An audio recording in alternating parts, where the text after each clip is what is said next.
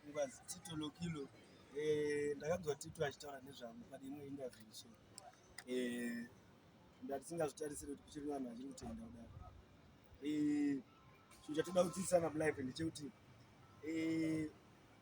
nhau haisi yekungoshanda mese chete, asi inyaya yekushanda mese nerudo pazvinhu zvese zvauri kuita, kunyange kubasa kwaunoshanda. Usashandire nyaya yekuti uri kutambira chete, kutambira kugara uchatambira, but zviite nerudo, ende usazviite uchitoda kusumudza zita remunhu. Zviitire kuti uda kugadzira zita rako iwewe, kuti pese paunofamba, kunyange kwaunoenda vanhu vanenge vachingokuziva. Hazvimirire zvimwe zvacho kuti uite band leader kuti ugozozikanwa. Chero uchishanda nemumwe munhu, uri ana mumwe munhu, unoona kushanda zviri hard, unoona kushanda zvakasimba kudarika munhu ari kukuleader iwewe. So please, kushanda nerudo kwakanaka. Tito Vinyo ndakashanda naye kubva patakashanda up to now.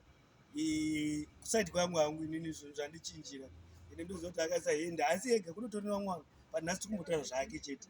Ane hende yakaisa hombe mufesi uyu chero zvikanzi ndaona achidzingirirwa neshumba kudai, shumba iyo ingatotiuraya tese. Handimbokunyepere chibaba icho.